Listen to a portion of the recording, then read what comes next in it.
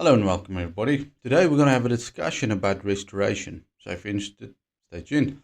Okay, restoration. When do you need restoration? Well, if we take a look at a house, when the house starts to fall apart, things is not as it used to be, functionality is not there, practicality is not there, then you decide it's time to renovate a home. Well, sometimes people renovate cars as well, especially if it's a classic car, a car with value, they will restore it, even though it is not perfect, even though it needs a lot of work in some cases. Because it's got value, people will restore it. Now, I want you to take a look at your life, because many times we bring delay in our own lives by circumstances, let's say like unforgiveness, where we have pride in our life, or even just wanting to be selfish and following our own plan for our life. That's stuff that happens in our life. But what can we do when we are in, doesn't matter the reason why we are in the situation we are, but what can we do when we found out I'm not as practical as I used to be in God's kingdom? I'm not, I still got value, but people don't see the value. I don't live out the value. Because remember, when the prodigal son came home, his father knew his value. He didn't say, okay, it is fine, I'm going to make you one of my servants. That is a fair trade, or that is fair for you, is that it's fine. My grace is that you become a servant. No, his father knew that he had tremendous value, and he restored him to a place that he had once before. And I want you to think about it.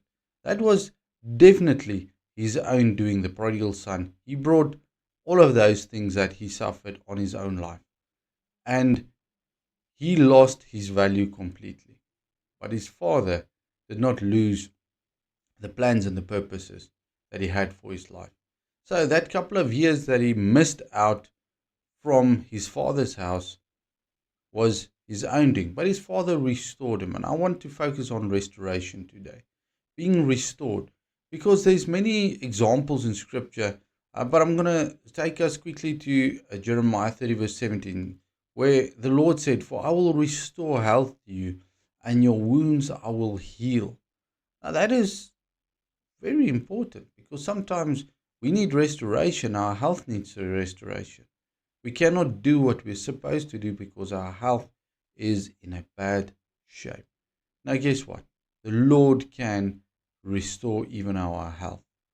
And then we also go to Psalm 51, verse 12, which says, restore the joy of salvation. Now, restoring the joy of salvation means I lost my joy. Remember, for the joy of the Lord is my strength. And if I have lost the joy, especially the joy of salvation, being like, I am loved by my Father, I am saved, even though I'm still on this earth, even though still I have challenges that I need to overcome, we'll sometimes lose our joy, and then we become weak. And that happens to me sometimes as well, where I just lose my joy. The cares and the concerns of this world become so many because I don't surrender it to the Lord. I keep it for myself. And then my joy gets affected because I see all of the problems and all of the negative stuff. And then when I find myself, I'm in a hole. I'm like, Lord, I need restoration. And I can blame other people for it, but at the end of the day, I'm the only one to blame for it. But when you own up and say, Lord, I am wrong, restore me, I'm not going to blame anybody else. I'm going to take responsibility for what I have done wrong, and I come to you and I ask you to restore me. And then there's a verse in Job that says in Job 42:10, and the Lord restored the fortunes of Job when he prayed for his friends. You see, and Pastor Joseph made it a very nice um, video that he just explained that Job, the difference between Enoch and Job was that Enoch had a a beautiful, beautiful relationship with the Father, where he walked with the Father. Abraham was a friend of God, but Job had a desire to speak to his Creator. He complained, he blamed a lot of things, but Job had the blessings. He was a righteous man, yet he still did not have a relationship with the Father. And after that, Job had a relationship with his Father. You see, Job went through difficulties, but that difficulties pointed him in the right direction. And when he got what he needed, a relationship with his Father, the rest was restored to him as well. So sometimes we go through difficult circumstances because we are waiting to be restored. But the Lord wants us to get what we need. The prodigal son needed to be restored. Job needed to be restored. But before they was restored, Job needed a deeper relationship with his Father. The prodigal son needed to realize that he cannot do it on his own. He needed to realize that his father wasn't the problem. He didn't need to go away from his father. He was the problem.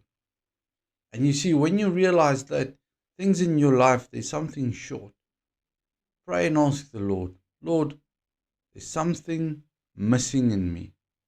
I desire to be restored. Why is there delay in my life? Not in a negative sense, but Lord, what can I do to be restored to the place you want me to be? Maybe we have gone astray and we are not doing what Yahweh wants us to do.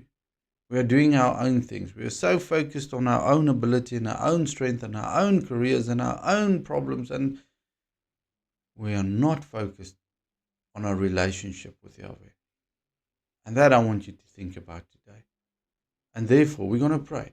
And I want you to think, if you know your problem, put it in there, in this prayer.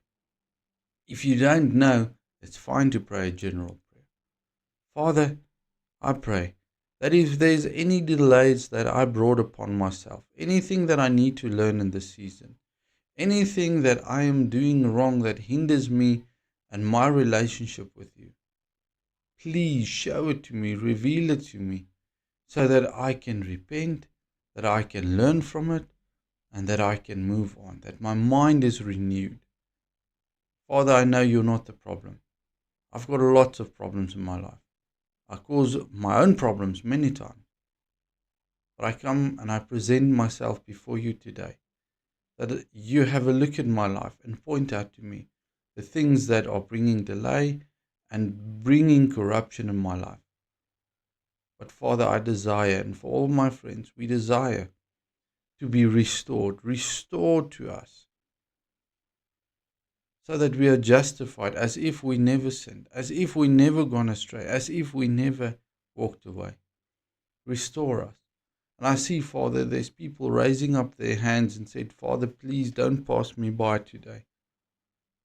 And I ask you, Lord, please help us in our weakness. You say you are strong when we are weak, and we come and we present ourselves not as arrogant, not rebellious, but as weak. Restore to us the joy of the salvation. Heal us, body, soul, and spirit. Restore to us our destiny, where we have given it away, traded away, where we let sin crept in, Lord. We repent today, and we pray humbly, like you did with the prodigal son.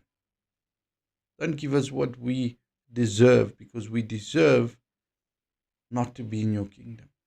But because of your grace, because of the price and the sacrifice of Yeshua, we pray that you restore us today, Father. And I thank you for loving us. I thank you for hugging us. Thank you for restoring us. I thank you for that. In the name of Yeshua, be blessed.